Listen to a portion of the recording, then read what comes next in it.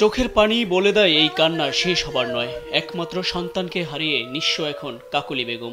গত ১৯ জুলাই মিরপুর ১০ নম্বর এলাকায় হেলিকপ্টার থেকে ছোড়া গুলি কেড়ে নিয়েছে একমাত্র সন্তান ১৪ বছর বয়সী মিজানুরকে।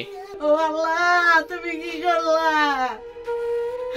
আমি তো আমার জানা ময়রা কথা।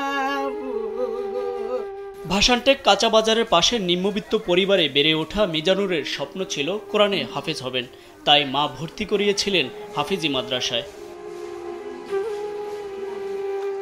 বৈষম্য বিরোধী ছাত্র আন্দোলনে আবু ছাইদের মৃত্যুর পরেই আন্দোলন উত্তাল হয়ে ওঠে সারা বাংলাদেশে।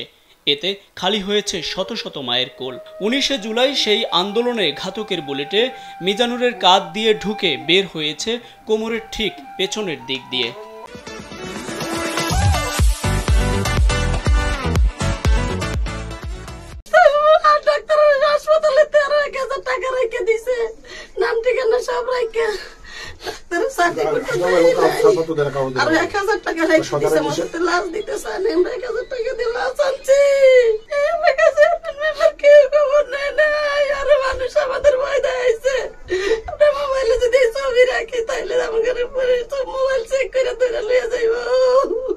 ঘটনার পরে সহপাঠীরা হাসপাতালে নিয়ে যায়, ততক্ষণে মিজান মারা যায়। হাসপাতালের মর্গে রাখা হয় নিথর দেহ। অন্যদিকে বাবা খোঁজাখুঁজি করতে থাকে ছবি নিয়ে। খবর পেয়ে সোহরাওয়ার্দী মেডিকেল কলেজ হাসপাতালে গিয়ে মেলে মিজানের দেখা। ততক্ষণে বেঁচে নেই আদরের সন্তান।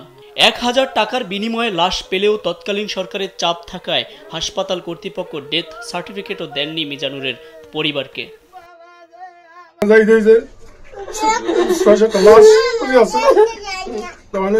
লাশগুলো আমি চিনি না, অপরিচিত।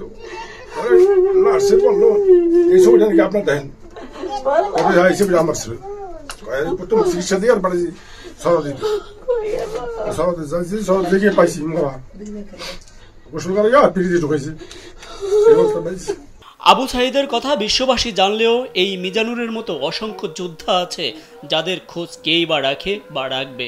বাংলাদেশে নতুন ইতিহাস সৃষ্টি করা ২০২৪ সালের এই ছাত্র আন্দোলন মানুষের স্মৃতিপটে থাকবে বহুদিন। ইলিয়াস আহমেদ, কালবেলা।